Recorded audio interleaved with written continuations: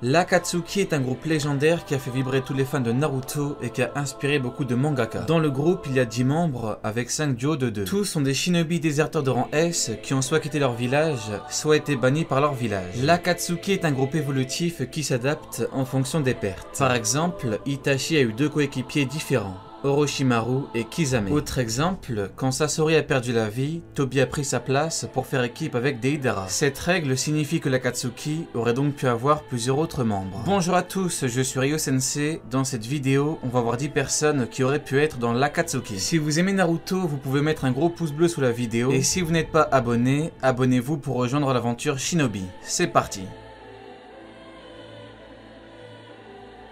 Je pense que le premier shinobi à qui on pense quand on se demande qui aurait pu intégrer l'Akatsuki, c'est Zabuza. Zabuza est l'un des 7 épéistes de la brume du village de Kiri. Zabuza est un shinobi de rang S qui a clairement les capacités suffisantes pour intégrer l'Akatsuki. Pour lui, le plus important c'est l'argent parce que Zabuza est un mercenaire qui loue ses services et l'Akatsuki est un groupe de mercenaires qui loue justement ses services. Zabuza a donc un motif parfait pour intégrer l'Akatsuki. Le seul problème que je pourrais trouver, c'est par rapport à son niveau de puissance. En effet, Zabuza est un shinobi qui a intégré l'œuvre au tout début, c'est-à-dire lorsque Masashi Kishimoto a posé les bases en taijutsu, en ninjutsu et en genjutsu. Par contre, malgré le fait qu'il a intégré l'œuvre au tout début, il a selon moi à peu près la même puissance qu'Hidan, qui est une personne qui manie bien le kenjutsu, donc le maniement de l'épée. Zabuza est également très rapide et il a des techniques qui lui sont propres. Pour rappel, le camouflage dans la brume permet à Zabuza d'avoir un très gros avantage en combat. Même dans les stats officielles, on peut voir que Zabuza a à peu près les mêmes qu'Hidan. Zabuza a 30,5 pendant qu'Hidan à 31,5. Zabuza, le démon de Kiri,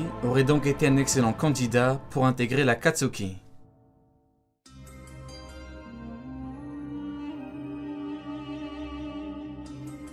Impossible de parler de Zabuza sans parler de Aku. En effet, Aku a un puissant Kekkei, donc un puissant pouvoir héréditaire. Le Kekkei de Aku lui permet de se battre avec de la glace. Avant d'en dire plus, il faut savoir que dans la vidéo, quand je dis qu'un personnage aurait pu intégrer l'Akatsuki, c'est dans le sens où un jour, dans sa vie, il aurait pu intégrer l'Akatsuki de par sa puissance et ses idéaux. Qu'il soit par exemple mort il y a longtemps ou pas, c'est surtout dans le sens où il aurait pu intégrer l'Akatsuki dans l'hypothèse où l'Akatsuki est active. Aku est un shinobi déserteur de Kiri qui accompagne Zabuza depuis son plus jeune âge. Aku n'avait que 15 ans lorsqu'il est mort et il avait un très gros potentiel. À 15 ans, Itachi était très puissant et il est devenu surpuissant lorsqu'il avait la vingtaine. Ça aurait pu être pareil pour Aku. En effet, s'il n'avait pas perdu la vie, il aurait été surpuissant et son Kekkei l'aurait rendu très dangereux. Par contre, je ne dis pas qu'il aurait pu devenir aussi puissant qu'Itachi. La comparaison, c'est pour montrer le potentiel évolutif d'un puissant shinobi de 15 ans. Si Aku avait eu plus de temps, il aurait pu avoir le niveau d'un membre de l'Akatsuki. Et d'ailleurs, comme il accompagne toujours Zabuza, ils auraient pu former un très bon duo, le duo de la brume.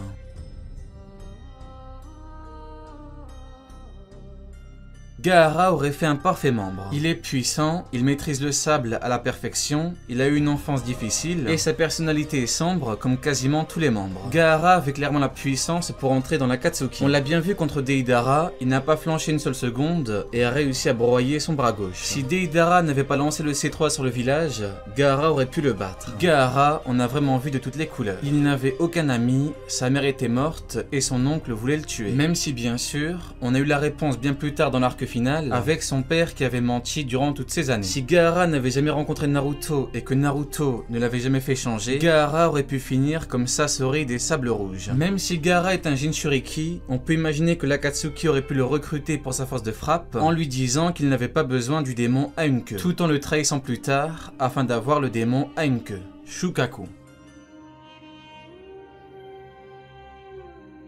Pour Kakashi, j'en ai fait une vidéo spéciale où j'explique tout ce qui se serait passé si Kakashi avait été dans l'Akatsuki. Si vous voulez plus de précision, je vous invite à regarder la vidéo. Kakashi avait la puissance et le mental pour intégrer le groupe. Il était dans le top 3 des shinobi les plus puissants de Konoha et il avait perdu sa mère, son père et toutes les personnes qu'il aimait. Kakashi avait tout pour faire une très bonne recrue.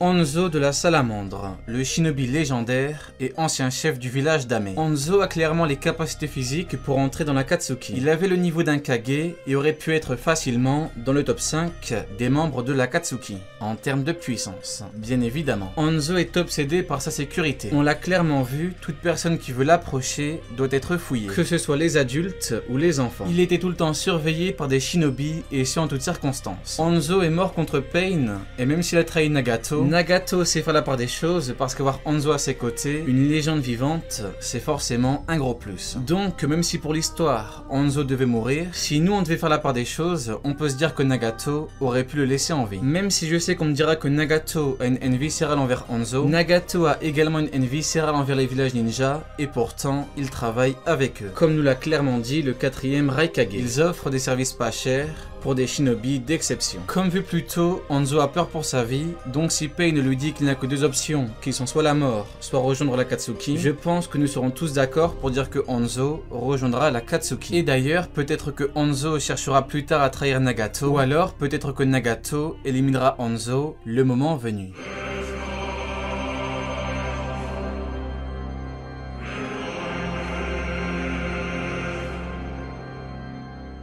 Les frères dorés d'argent, les frères qui forment un duo parfait du village de Kumo. Comme l'a souligné le 4e Raikage, l'Akatsuki ne comptait aucun membre de Kumo. Avec Kinkaku et Ginkaku, la boucle aurait donc été bouclée. Les deux frères sont des shinobi d'élite de Kumo, qui est un village réputé pour sa puissance. Ils avaient en leur possession les artefacts de Rikudo et du chakra de Kyuubi. De par leurs existences, Kinkaku et Ginkaku sont de réelles menaces pour le monde shinobi. Lorsqu'ils sont apparus dans l'arc final, tous les fans du monde entier furent choqués. Si les deux frères avaient un jour intégré l'Akatsuki, ils auraient clairement été dans les plus puissants membres. Le Raikage a même dit qu'ils sont peut-être les descendants de Rikudo. Même si leur puissance et leur renommée sont également dues aux 20 shinobi de rang S qui les accompagnaient, il n'en reste pas moins de très grands shinobi avec de très grosses forces de frappe. Kinkaku et Ginkaku sont des légendes du monde shinobi et on l'a bien vu dans l'arc final. Le seul moyen de les vaincre, c'était les artefacts de Rikudo. Ginkaku était battu parce qu'il a négligé l'adversaire et Kinkaku nous a montré de quoi est-ce qu'il était capable une fois énervé. L'alliance shinobi ne pouvait rien faire à part subir. Le seul moyen pour gagner, c'était le 5e trésor de Rikudo, le vase d'ambre. Pour rappel, ce vase a été utilisé pour emprisonner Hashibi. Donc Kinkaku a perdu à l'aide d'un artefact légendaire de Rikudo. En plus de ça, Kinkaku et Ginkaku, c'est déjà un duo parfait qui s'accorde parfaitement. Ils se connaissent parfaitement et combattent parfaitement ensemble, sans oublier qu'ils ont une mentalité qui colle avec l'Akatsuki.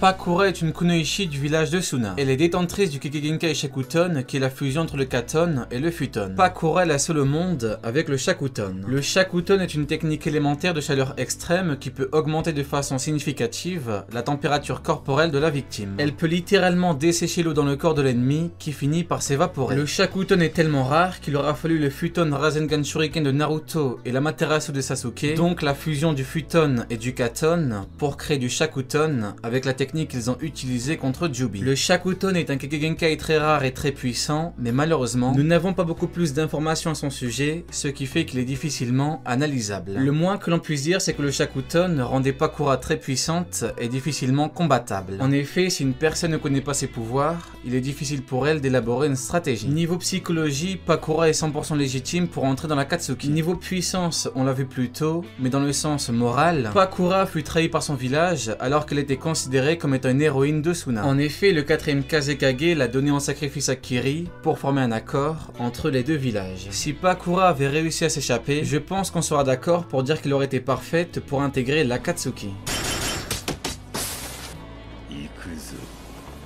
Gary, le shinobi d'Iwa. Nous ne connaissons pratiquement rien de lui, ni son passé, ni ses exploits. Gary était le capitaine de l'unité de dynamitage et Deidara était sous ses ordres, ce qui en dit long sur la puissance de Gary. Gary est un jonin, il maîtrisait également le Kekkei Bakuton, tout comme Deidara. Le Bakuton de Gary est différent du Bakuton de Deidara. En effet, là où Deidara prend de l'argile pour en faire des formes d'animaux et d'insectes, Gary, lui, utilise son Bakuton avec son Taijutsu. En effet, il fusionne ses capacités pour faire exploser l'adversaire. adversaire. Selon moi, Gary est un Pakura au masculin, donc il est dans la liste. Niveau mentalité, on sait qu'il a combattu ses alliés alors qu'il est en pleine possession de ses moyens. Je pense que ça veut clairement dire que tout comme les membres de l'Akatsuki, il aurait pu faire des missions d'extermination. Il est surnommé Gary du Bakuton alors que Deidara n'a aucun surnom en lien avec son Bakuton. Ça démontre donc qu'il maîtrise mieux le Bakuton de son vivant que Deidara et qu'ils auraient pu former un parfait duo dans l'Akatsuki, le duo Bakuton.